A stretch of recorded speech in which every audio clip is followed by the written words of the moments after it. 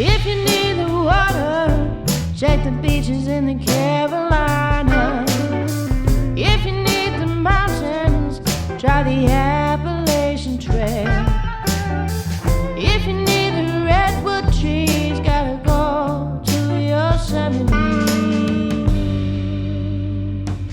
If you need me, if you need me, if you need me, if you need me, if you need me, I'll be in Kansas City.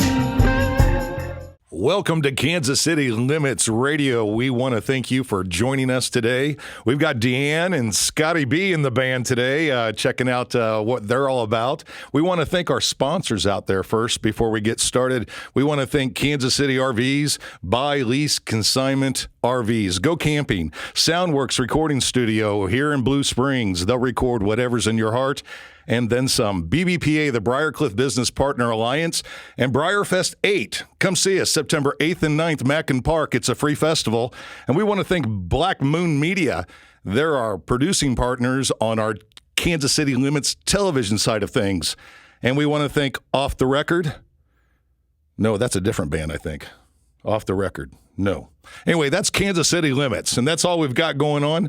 But we're going to turn it over to some questions, and we've got a few of them.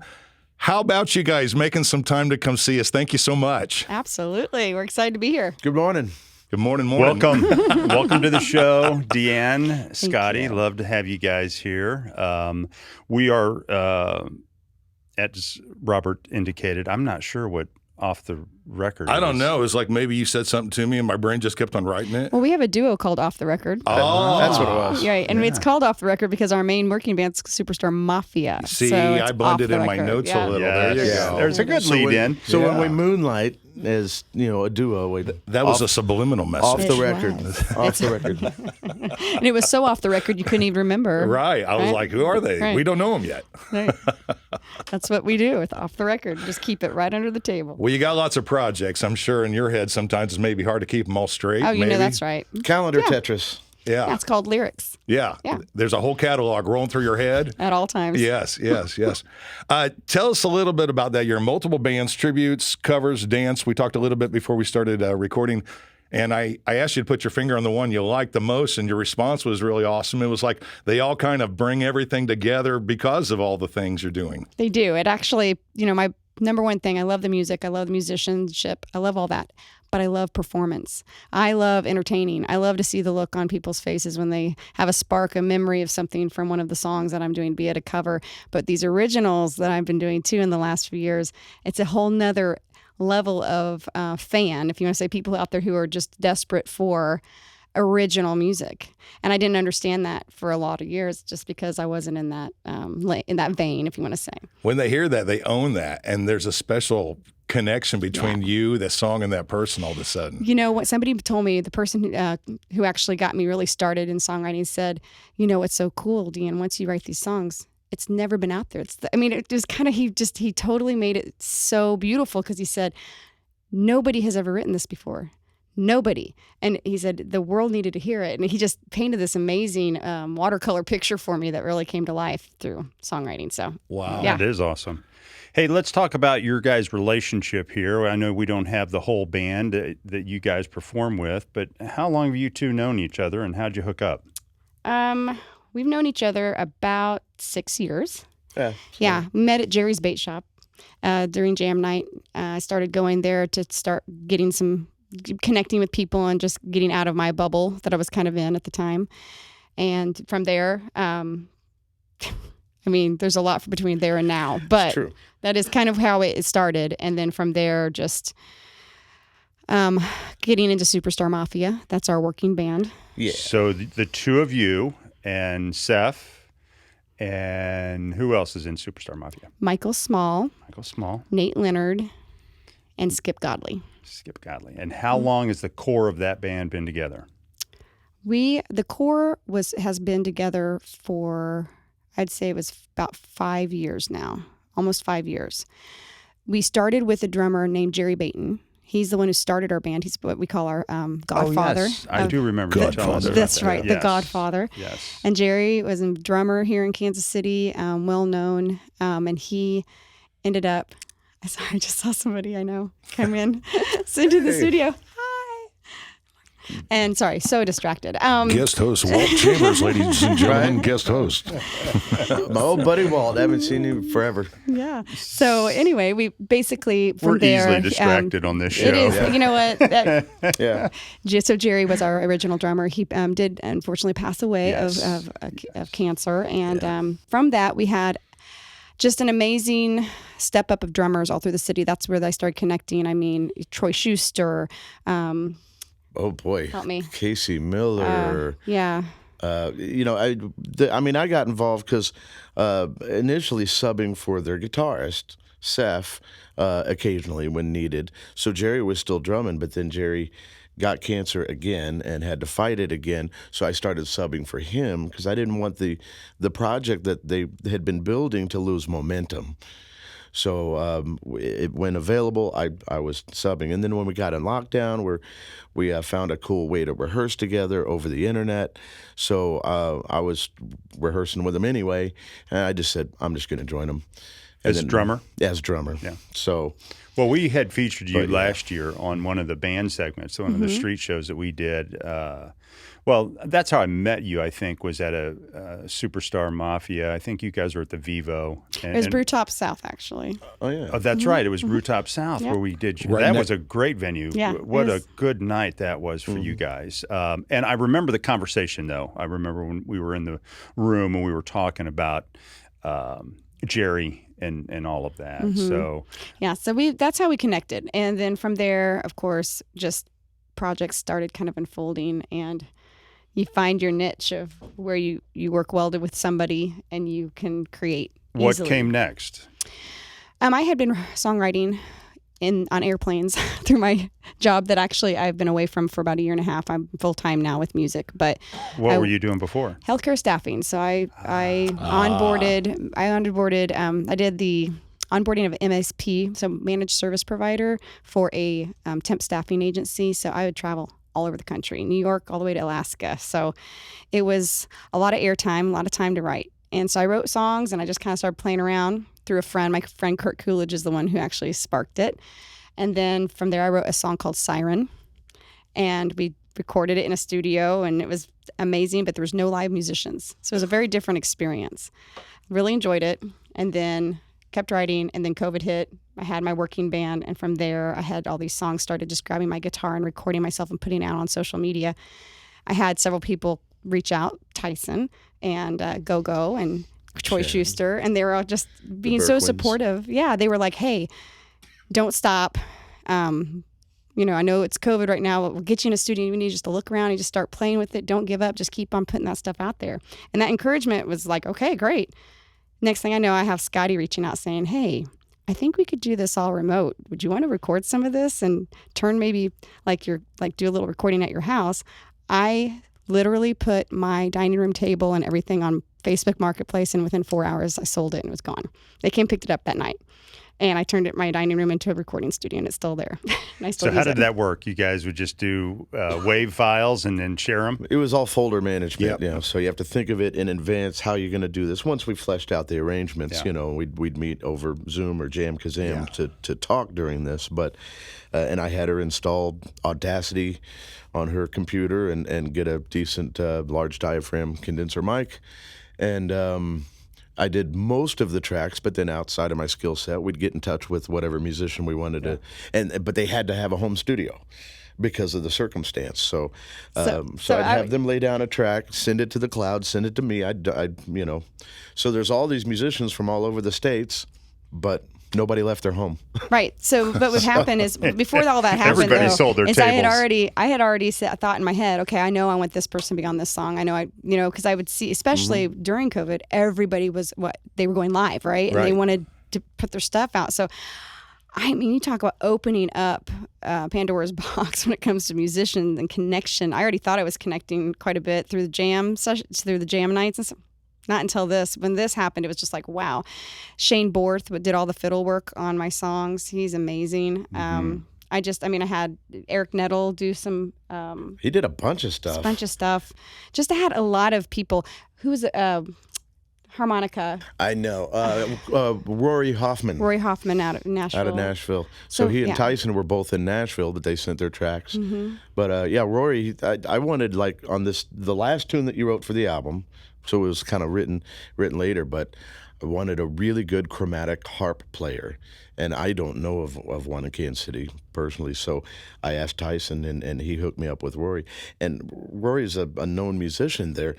Just a ton of instruments he plays. I mean, harmonica's probably like 6th on his instrument list, but man, it was good. It was so good. I mean, that was a song that, like I thought it was such a cool, I love the beat, and I have this imagery. I'm an imagery person when I write, so I have an image already in my head of everything that I want this song to be. Yeah. I mean, I can see the video, I can see what I'm going to wear, I can see it's the doing album a podcast. closer. You place yourself in the scene in your mind. It's already there. I'm already, like, I see the whole next 3 years. I love that. It ended up being the album closer. It just had such a great way that it came together because it was supposed to.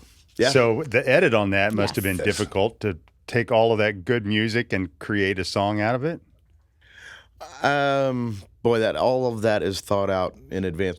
Probably the advantage there is that I did drum on everything, so all the drum tracks were laid for everything. Right, that was the first thing. Place. Yeah. He'd send me the track and go, so I want you to listen. Build upon that. That's one thing I loved about working with Scotty. Probably my number one thing is he didn't take anything away.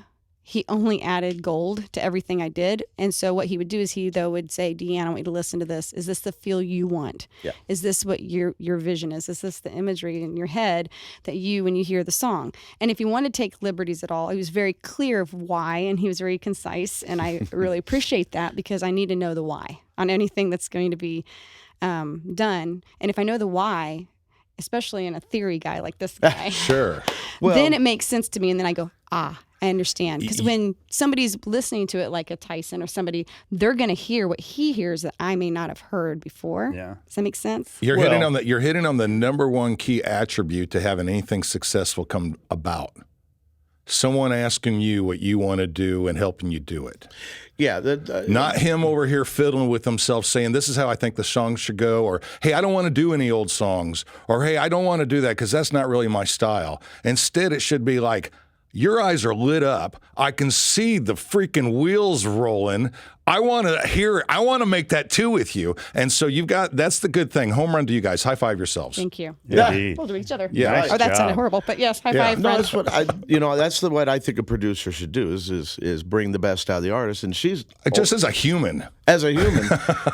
But she's executive producer, so I mean she has total veto power, that's and I realize that. So when you're doing she was these, trusting me. or when you're writing, even, I mean, your imagery, right? You're full of that. And so are you trying to put down tracks that are going to be Deann on stage that comes out on the record as well? I mean, are you trying to grab that when you're doing that? Yeah, it's always emotion, right? I mean, if somebody's not connecting to it, if you don't yourself connect to it, you need to put it in the trash real quick. And I found that out my first time I wrote a song, and it was not Siren, the one I mentioned earlier. It was another song that we did. It was very textbook's not the right word. It was a test. It was kind of this thing that a friend of mine said, okay, I've got these 50 questions I came up. They're very unique. We're going to just pull all this information out, and then we're going to write a song with all of that head knowledge that I know about you. We're going to write a song together. So he asked me questions from my childhood, from all this stuff. And it was actually really good to hear all that, hear myself talk about it, because it's almost like therapeutic. That was great. I was like, wow, I haven't thought about that for years. I was like, well, crap, and I cried a little bit. I laughed a lot. But then at the end of it, we wrote this song. And we got it down. I go in the studio, I start singing things that, I'm not liking it at all. And I finally walked out and I said, the girl, is everything okay? I looked at them, I said, no, it's not. I said, I hate this song. I mean, I really hate it. I know there's nothing about it I like. I don't think it has any energy. I don't see anything with it. Right. I just don't want to put my name on it. I don't want to do it. And they looked at me, and you know what they did? They said, what? Not a problem. Sure. We're trashing it. Yeah. Why don't we get some, I think they said, let's order some food and let's call it a day. Regroup. Right. Yeah. next morning I woke up and I had this song in my head and I could see it all. It was Siren. And I wrote it within 30 minutes. I was making pancakes with my boys and I said, Corbin, grab paper right now. We have to write this down. Right. And it goes, I'm a siren, baby. I'm going to make you war. I mean, it's all from the stage perspective because I've been doing so much with Superstar Mafia. So it was this perspective of, let me show you what I could do from stage. And it's called Siren. Yeah. So it's out there on Spotify and all this, just not on my album. Now you're talking about all these songs. And again, for those that are tuning in, we're at Kansas City Limits Radio. We're listening and speaking with Deann today and listening about her story. When you're you mentioned all these songs, how many complete composite EPs or LPs have you put together, released? And when is the next one that we can expect as like the next collage of your music? Sure. So my first EP was Siren, and that one is just out, a single, under Deann. You can look it up, Deann, but you need to put Siren next to it because if you put just Deann, someone from Europe comes up, and if you just put Siren, 5,000 Siren songs come up. It's one of those. But Siren by Deann, and then I have my album. So I went right from one to, hey, let's just do a whole album. We got all these songs, and they all made sense together too. And we were locked down. Let's do it. Yeah. So then we have 10 originals with one cover of Valerie by Amy Winehouse that I have on that. Love Amy Winehouse. I do too. Yeah. Yes. And it's a cool arrangement too. It's a cool arrangement. And with us being on Jam Kazam as a band, that's what saved our band and kept us together the entire time. We got a lot done. We had this opportunity to just play around with adding Valerie as a regular set, one of our covers. Sure. And so then they started messing with at the end, and I started kind of just doing this little, I don't know, what's the word? Improvisation. Improv, I guess. Yeah. At the end, I was thinking scat, but it wasn't really scat. I don't know. Yeah, exactly. So that was kind of fun. So that's that. And then I have one that I'm actually getting ready to release, like I mentioned earlier, Big City Heart. And that one I'm actually working, and which I think is healthy to do, to work with different people and different studios and producers and things like that. It's with the Borquins, and it's called Big City Heart, and I think I'm shooting for August. Excellent. So we'll of see. 2023. Yeah. Let us know. And I have 3 or 4 more that Scotty's heard. Yes. And he knows, and I'm like, it just depends on how that's going to look. But I'm not looking at doing a whole album anytime real soon. Have you worked with the Borquins before? I work for the Borquins. Yep. That's Inside actually, agent. yeah. We all work for the Borquins. So I actually do book bands during the day, but I have not worked on this aspect with them before. I've worked with Brett. I did a video for another musician. I was on the video, I played the piano part. So let's talk about that for a second. You're a multi-instrumentalist, or no? Yes, maybe a little bit? I can dabble. You can dabble. Enough to be dangerous, enough to hear yourself go. Enough to know how, I know enough because I took about 10 years of piano. My mom has 25 piano students to this day at 77 years old, and she's a vocalist. So I had that as my base as a child, so I did no theory. I just didn't like it. Right. Stay in the box. I wanted to hear it. I didn't want to have to talk about it. Sure. I wanted to go, well, I can hear it. I just don't want to have to tell you about it. Scotty, can tell me all about it. So that's why. I'm a theory fanatic. I can go, I hear this Scotty, and he'll go, oh yeah, that's the chromatic, blah, blah, blah, blah. And I'm like, oh my gosh, tell me more. It's a system. It's been a system for 600 years. Yeah, and it's wonderful. So that is kind of my base. Then from there, I picked up saxophone in high school and played a year in college until I ran cross country and track on scholarship. That took over, and I did that because they paid me. So I said, okay, got my degree, and then I had a family, and I kind of stepped back, and I didn't do anything for 15 years. And now you're back at it. And then I came back in, and now I'm playing electric guitar, acoustic guitar. So yeah. Still playing sax with Superstar Mafia. Superstar, yeah. Yes. What, 4 or 5 songs in and a I night? didn't play sax for 20 years. Wow. I picked it back up when I started Band of Angels. My buddy Mike Meyer actually said, you want to try sax out and see if you could still do it? I go, yeah. Took it home and had a blast. You were blowing it well when you're playing you. with the sound where we saw you at Brewtop South? Brewtop South. Thank you. It was fun to play it Saturday night. We were at Power and Light stage. And I saw that. Big stage. Good show. Have you seen that Sasquatch that plays the saxophone? Oh yeah. I've tried to mimic him. Oh man, I cannot do it. He's everywhere in the woods. I mean, not the look so much, but definitely the sound.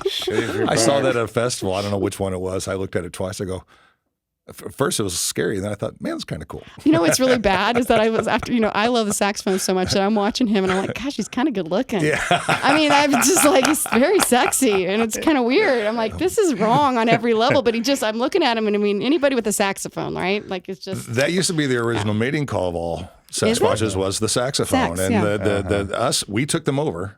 And basically extinct them. I did not see. I'm learning new things every day. Yeah. That's amazing. There's a bunch of bullshit. Is there a book on that? I don't know yet. Maybe you should So write it. moving on, I wanted to talk about the show that we did, the Kansas City Limits TV show, where we featured Deann. We were at Knuckleheads, KC. We were in the Gospel Lounge. It was a lot of fun. That was fun too. Yep, great times. Couple weeks back now, I guess. Yep. What did you think of the show? It's my heartbeat. Like literally, that show was something that I was so excited when you had approached me about doing it because, it's A, making time. Yeah. B, having a platform, and then thirdly, having that support behind you who says, you got this. We want to support you. And Kansas City Limits, I cannot tell you the beat on the street for original artists, everybody's excited and everybody Thank you. is so grateful. So we are happy to do it. Yeah, we enjoyed it. I enjoyed it immensely, and it just really kind of sparked. It really lit the fire at the right time. We were sitting. Robert and I were sitting right behind your folks, your family. I mean, you had a lot of family and friends there, which was awesome. So cool. Yeah. Yes, they were beaming with pride. I'm telling you, they were smitten. My boys are something else. And my husband. I mean, everybody's super supportive. My mom, she's been through quite a bit. All of us have in the last few years. So to see her light up and see me do something that for years I did not use my voice very much because if you heard her voice is just angelic. It's just this amazingly trained, beautiful voice. Your mother? My mom, wow. She's a musician. She choir director, bell choir director, all those things for the church. Let's get her on the show, Robert. Sure, let's do it. She's just amazing. But she, as a child, it's so cliche, but I would compare myself to her because I'd hear her singing at the piano and playing. Right. And it was just always, I was in such awe. And she never made me feel that way. Of course, I made myself feel that, but I always thought, I don't quite meet that bar. And I take vocal lessons and I'm like, trying to do all this that she can do like without any effort. And I could never quite meet it. And then when I started 12 years ago, my neighborhood band, the Heatherstones, some girlfriends of mine in the neighborhood said, our husbands are getting a band together and we need you to be in it. And I'm like, what? Why? We know you can sing. We've heard you at karaoke and you got to be in it so we know what they're doing. Yeah, I'm like, spy. that's horrible. A secret agent. So I said no for months and months. And finally, the guy said, would you come over and jam with us? And then that's how it happened. But from there, I started finding my voice, like I remember my mom finally telling me when she came to one of the Heatherstones with my dad, she said, I did Rolling in the Deep. I did a cover. And she goes, and my mom goes, I cannot sing like that. That is amazing. Like, I don't know how you do your voice. How do you get your voice to do that?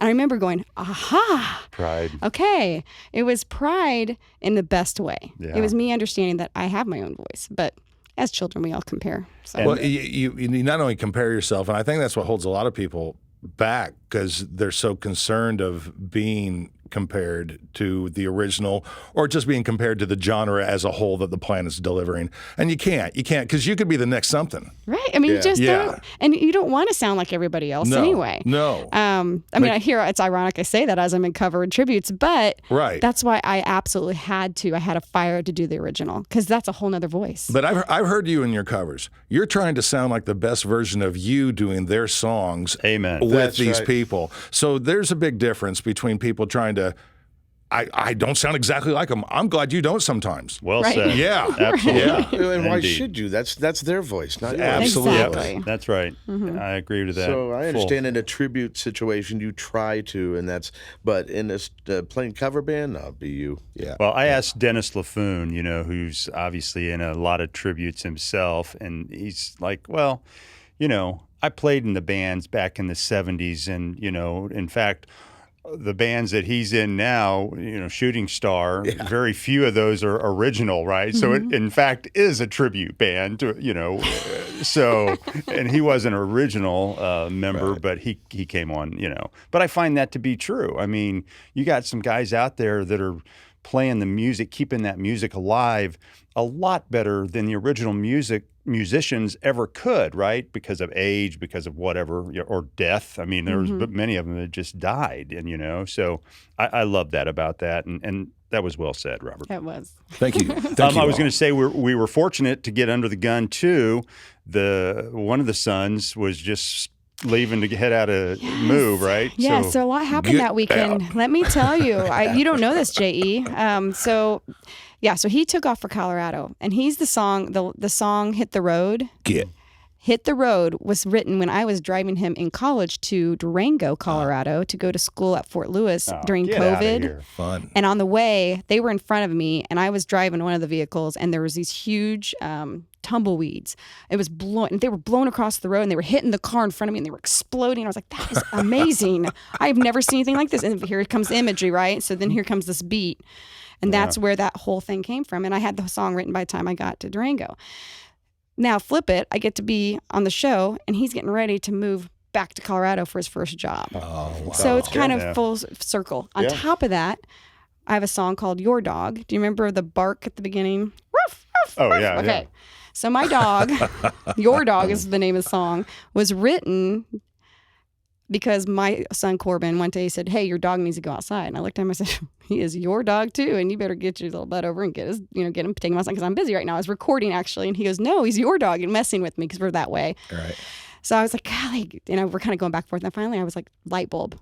This is a relationship song. Your dog. Okay, I'm writing it. I really had nothing to do with, a relationship gone wrong, but it was a perfect song for it. Sure. My dog, 17 and a half, Teddy, Damn. and he passed away Sunday. Right after the show. Oh, wow. I know. He had a seizure, and it was horrible. And just about maybe 6 to 8 weeks ago, we had off-the-record duo at Tequila Flats. Tequila Flats. I finally got to meet Teddy. He texted me. He said, "Hey, I'd love to meet Teddy sometime. He's getting up there." I said, "You know what? Absolutely." And I brought him Corbin, drove him up, and we got a great picture of him, What Teddy. was Teddy? He was dog? a little yo-yo poo. Yo-yo So poo. he's more yo than poo. Yeah. So his little daddy Yorkie, and here's the thing. I His could do daddy about Yorkie, an hour on that. Yeah, his little daddy Yorkie, easy. His little daddy Yorkie was a little mini thing. And then I met the mom too, and it was a true 50-50 Yorkie poo. Right. I have no idea how that happened. How that happened. No, but it happened. And we Hold got yo-yo. still. Yeah. Or step stool, something. I'm not sure. I'm gonna jump. Yes. Yeah, I mean, seriously, that's how that song was written. But it's kind of funny how much has happened in the last 2 to 3 weeks. Well, your family was there. They enjoyed it. I know. It was good for us to see them so involved. Your husband, I mean, obviously he's, you're out late a lot of times. I mean, some of these bars don't even start playing at Levy at 10 o'clock, right? Yeah. So, I mean, you're not. Yeah. So life's changed a lot, obviously, after, I start doing all these things. But, you have I guess when you have passion in life, right? Things change. Like you do, you change. You go, wow, I didn't know I had this part of me that I want to explore and go and do. So, in anything that you're in a relationship, you get to decide. Okay, do you support her or do you not? And that was pretty much what it was for me. It wasn't, can I do this? It was, I'm going to do this. You can be part of it or not. That's jumping. He was right there. He was the first one clapping, and I mean, he had his camera out the whole time. In fact, there's a couple pictures I got of you with his camera in it. So I was glad to see that. But anything else? Scotty, what was your take on the show? I'm impressed with our ability with very limited time to play material that you haven't heard your whole life. Like, I mean, with the cover bands, you hear those tunes your whole life, and then you go play them every weekend, so it's really easy to keep that stuff around. But new original material that's not that deep in you. And I have an advantage, I think, over all the rest of them in that, I mixed this stuff, so I spent a lot of time with these songs.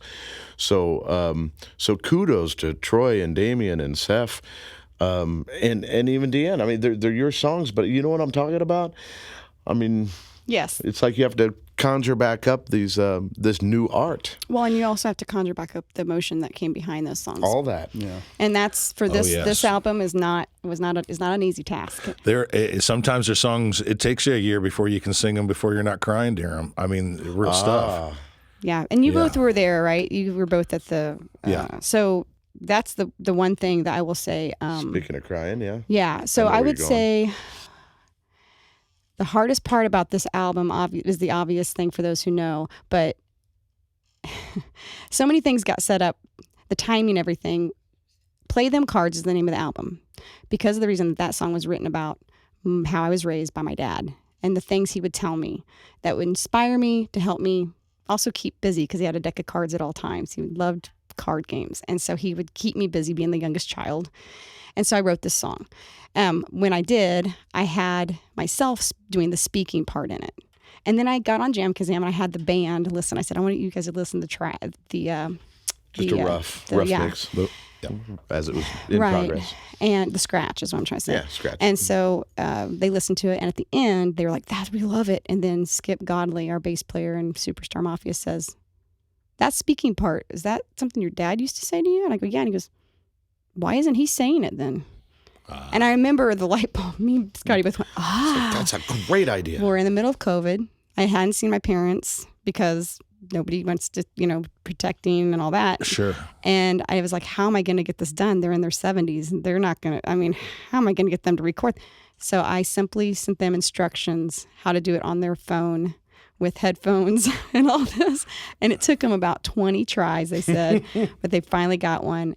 And I sent it to the WAV file to Scotty, and he was able to put some... I lined it up with... I was thinking about this actually today. I was like, oh yeah, because you had performed... I like the spacing that you did. So what I did is I recorded it how I wanted it to be, and then I had my dad put one earbud in with me so that he could do the timing and the inflection correct. Of the conversation. And then he would... So he had that, me talking, he would practice that over and over until he was ready then to record. Wow. And that's how he got the Yeah, timing. so that was complex because I didn't really get that until you just explained that. That's great. Mm-hmm. So yeah, I took it and just tidied it up a little bit more, and then made it sound like it actually was. Sure. Over a phone. On a phone call. Yeah, So, wonderful. Yeah. So what's really wild about it is, so we do this. He gets us that track by September, October of 2020. 2020, yeah. Go through the winter. We're working. We're getting these songs done. January, February. My niece and her husband and 4 children have a house fire. It burns to the ground. There's nothing left but the front porch. Wow. They escaped without any problems, but they need to move somewhere. My parents have a 5-bedroom house out in Augusta, Kansas, so they moved in. Well, here comes the community. This is February 2021. The first round of shots are going out to help the older population. Right. Starting to go out. To go out. They had not gotten theirs yet.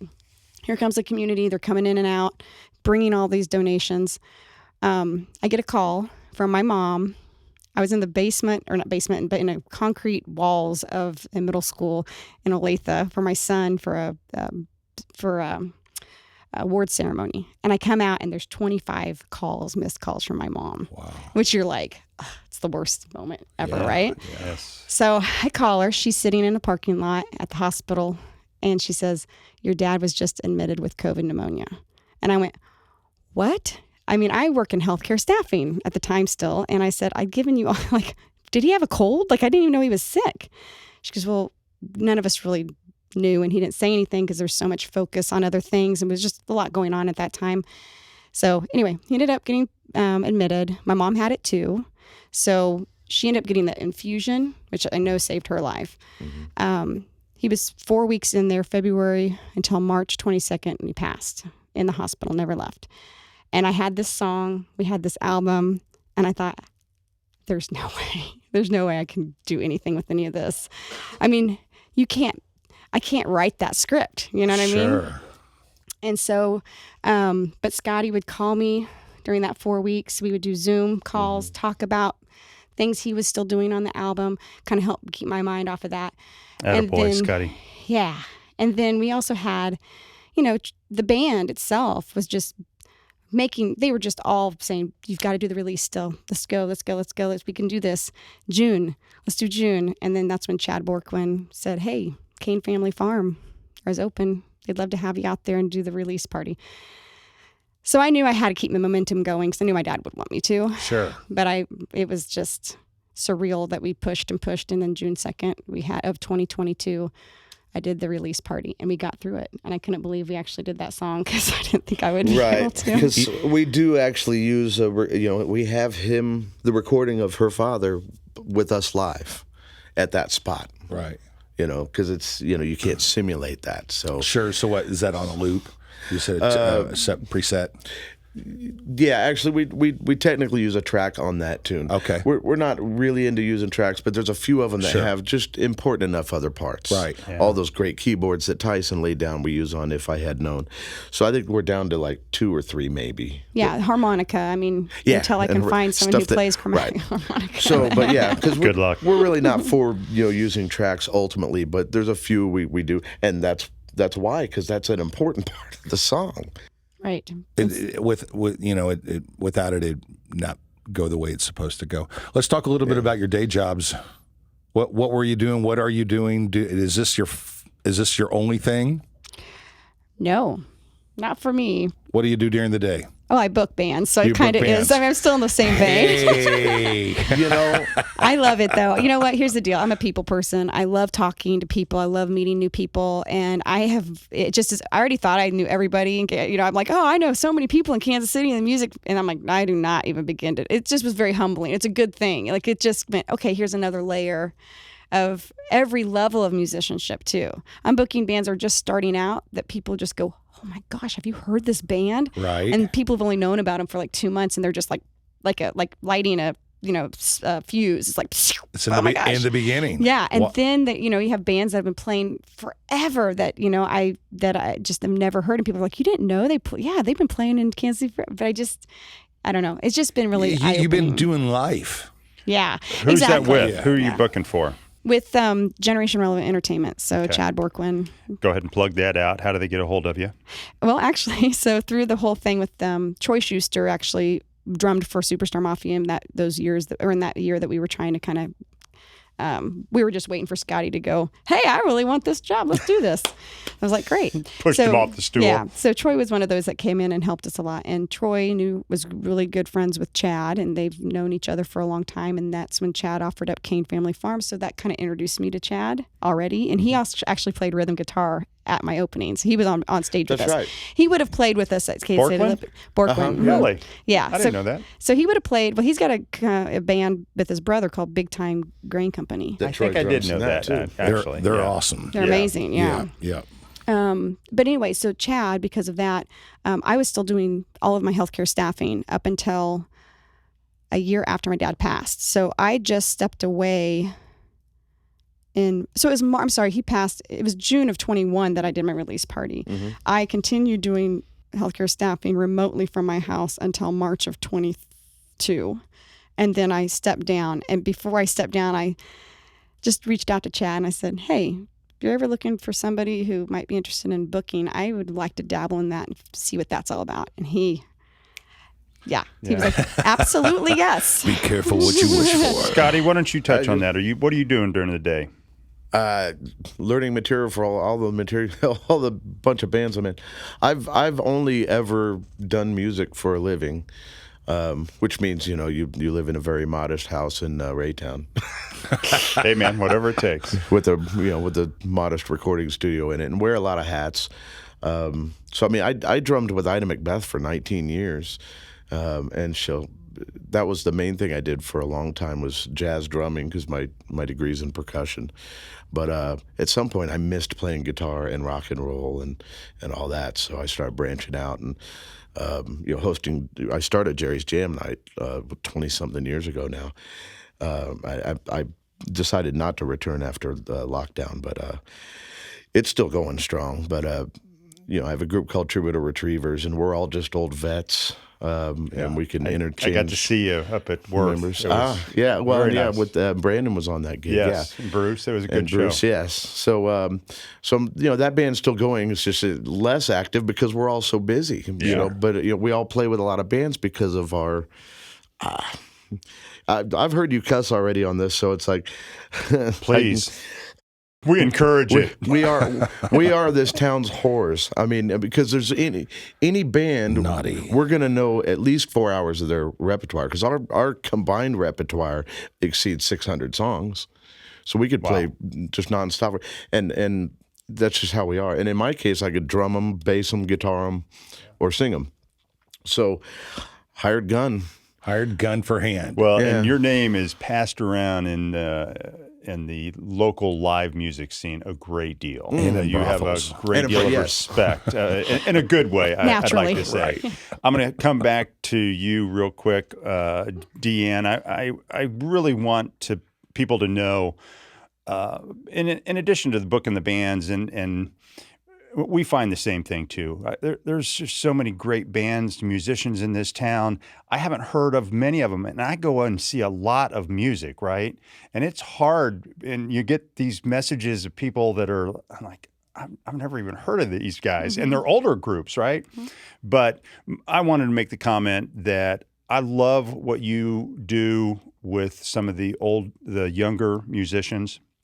Both you, Daniel, Nicole, Jillian. I mean, the fact that you guys spend your time working, mentoring these younger musicians, male and female. Oh my gosh.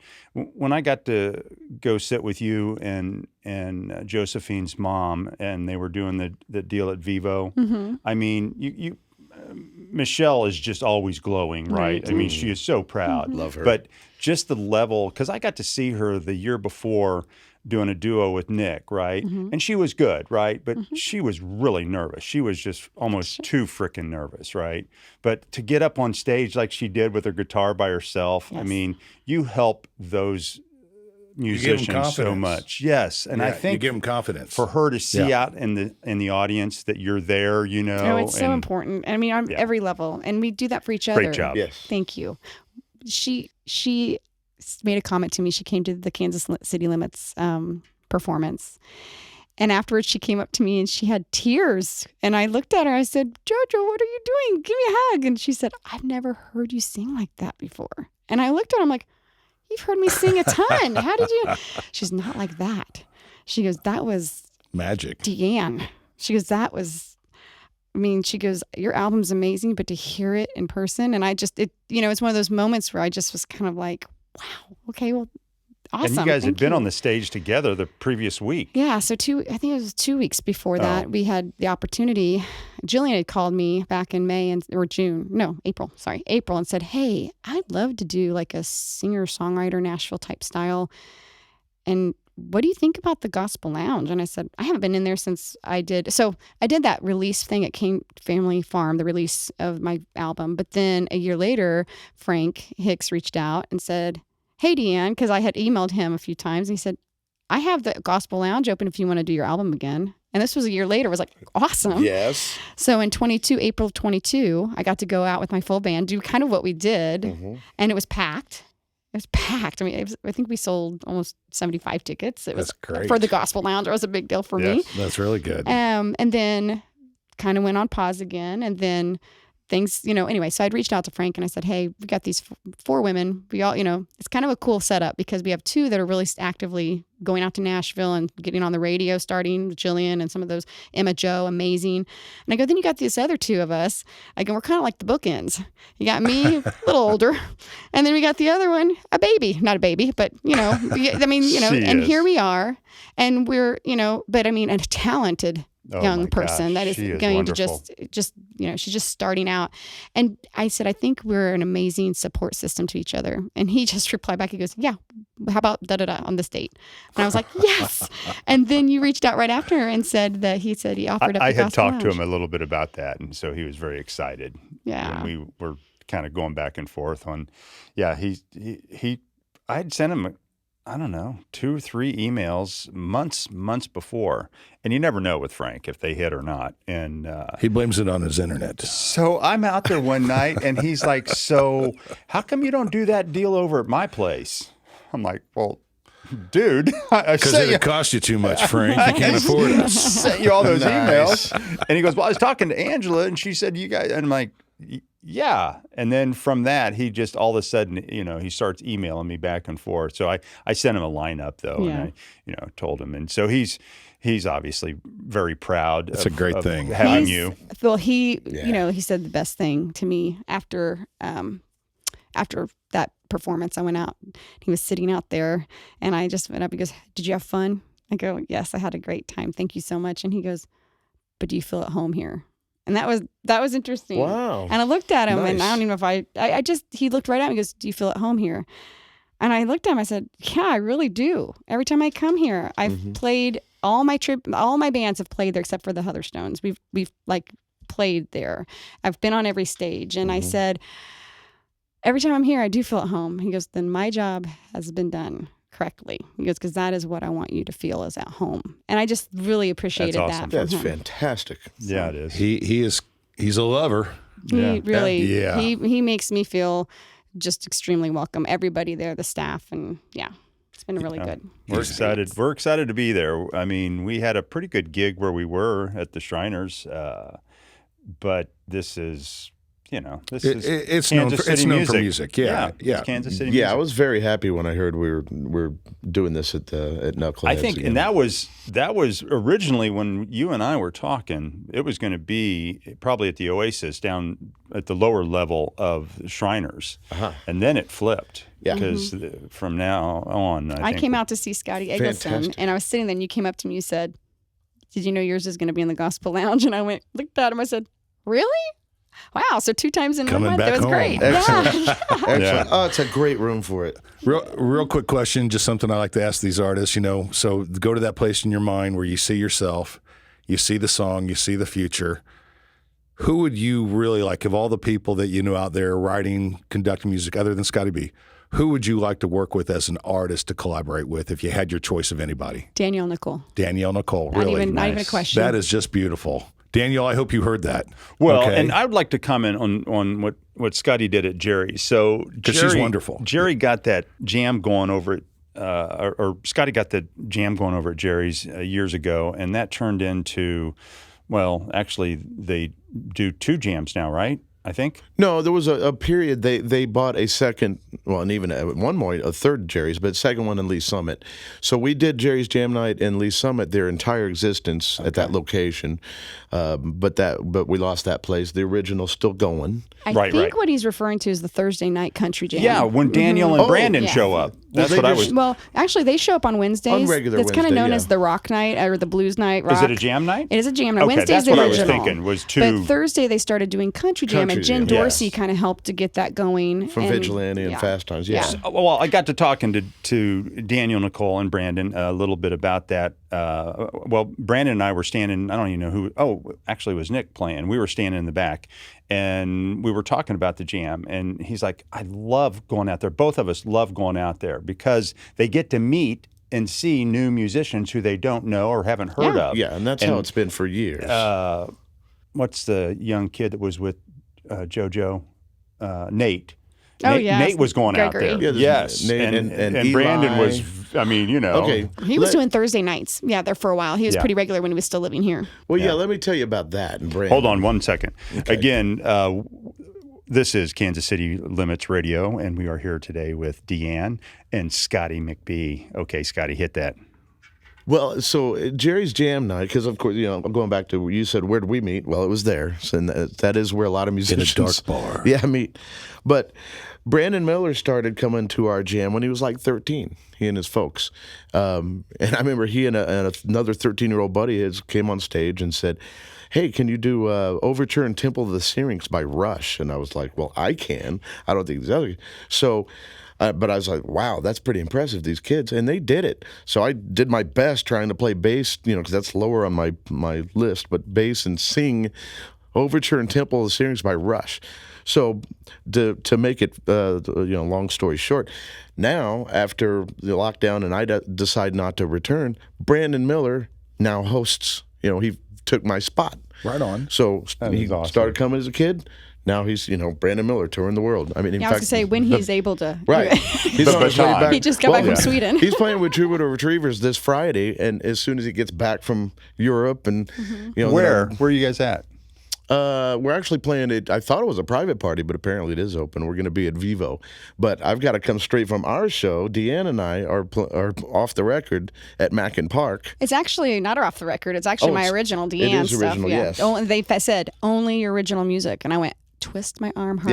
Yeah. Home of Briarfest 8, Mackin Park in North Kansas City. Nice plug. I Come knew see that was Deanna. coming. Yes. Nice. You're playing there. What day is that you guys are playing? This Friday, 5:30. 14th, right? The 14th. Sorry. Carl July sent me 14th. a deal on Yeah, that. we thought we will just be right before Carl Warden Band. And So. then- Tell us a few more dates, because this is going to trickle out to the planet slowly. So if you can tell us, like, maybe your dates from now until like the first week of August. Oh, actually, I have some downtime this weekend for Superstar since we're doing midweek. And then fast forward to the next weekend. the 21st, Brewtop South, which is where. Yep, Brewtop came up. South. And then on Saturday, my band, the Heatherstones, which Heatherstones. doesn't play, we play maybe 6 times a year. And Rare engagement. yes, and I play a lot more saxophone on that. So Where's that at? Get your That'll be- sax on. I am going to get my sax on at Iron Horse Grill in Leawood. Okay. Yep. That's where I'm going to be on the this patio. Saturday. On the too, patio. There you go. with Bruce.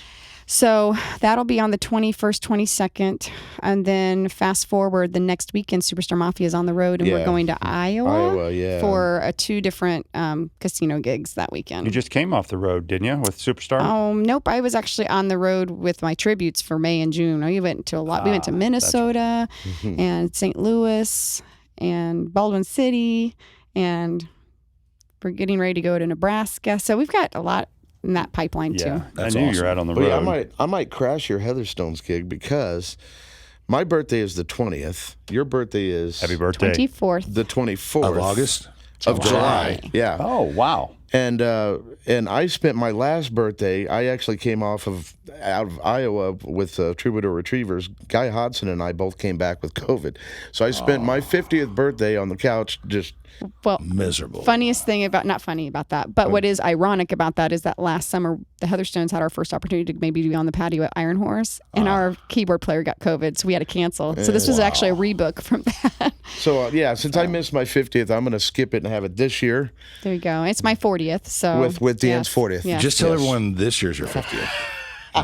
Yeah, change it. This year's your 40th. You just absolutely. There should be some It sort of. absolutely is my 40th, and everyone listen to who wants to Okay, argue with me folks. can call me about it. I'm wanting to give you some plugs here. Finding Deann. You can find Deann on the web at deannofficial.com. She is also on Facebook with the same, Deann Official Music. And Instagram is Deann Official. So, got to ask, what makes it official?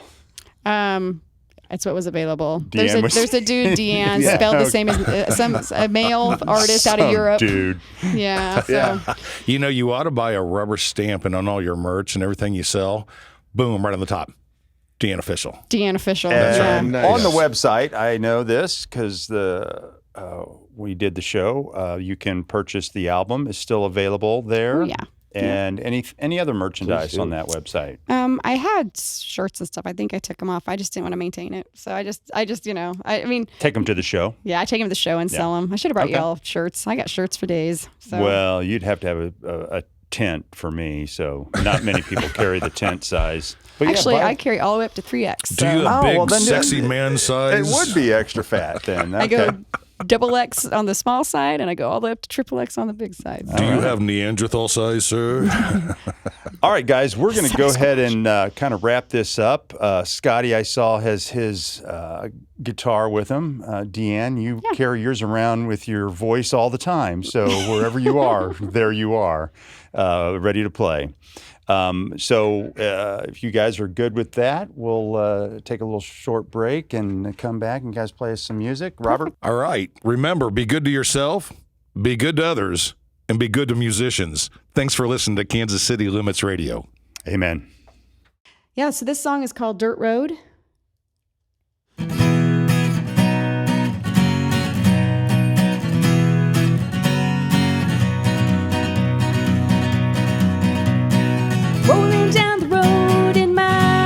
pickup truck.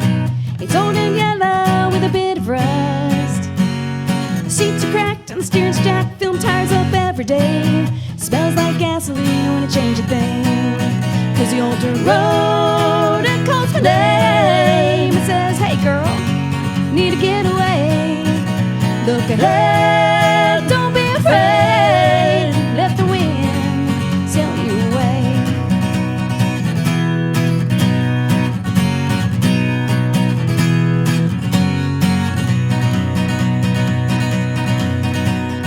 Floating down the creek in a boat made for two. It's leaking lots of water, but I wore my rubber boots. I'm kicking up my feet and I'm working on my tan. The fish ain't biting and I don't give a damn. Cause the old Browse Creek, it calls my name. It says, hey girl, you need to get away. Look ahead, don't be afraid. Let the wind sail you away. Woo!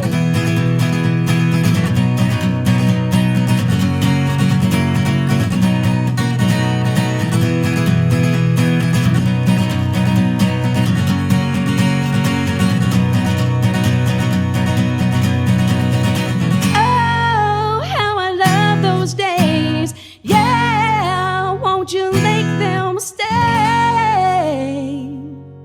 Watching the sunset, what a sight to see. Sitting on the porch with my dog next to me. I think of that truck and how we love to get it stuck. And my mind takes me back to 93. To the old dirt road, it calls my name. It says, hey girl, you need to get away. Look ahead, don't be afraid. Let the wind sail you away. Cause the old dirt road, it calls my name. It says, hey girl, you need to get away. Take a breath, hold on real tight. Let the road be your guide. Press the gas and enjoy the ride. Big City Heart by Deann.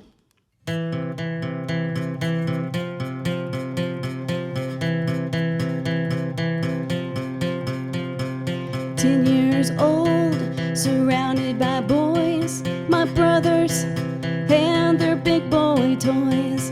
No walls, no boundaries, my frontier. So much to see, could see it all from here. Rolling hills, cross property lines. Looking at the stars taught me how to shine. I had rules, but nothing fencing me in. Small town girl, big city heart. Spending my days loving too hard. Standing up tall, tearing down walls. I wanted it all. Small town girl, big city heart.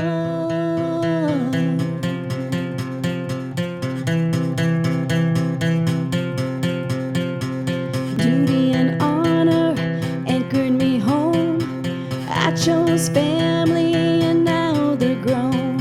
A mother's love is what I gave. No regrets, just memories made. Change can happen in a blink of an eye. Sparks can start or they can die. I knew the time was now for mine to fly. Small town girl, big city heart. Spending my days loving too hard. Standing up tall, tearing down walls. I wanted it all. Small town girl. Now I'm an angel in the city, and there's devils on the ground. They don't know the power that came from that small town. No.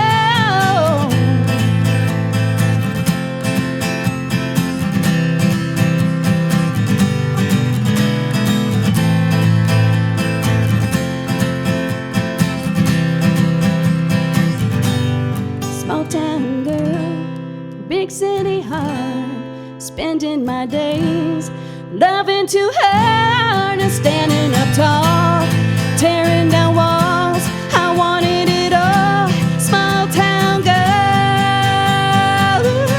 big city heart,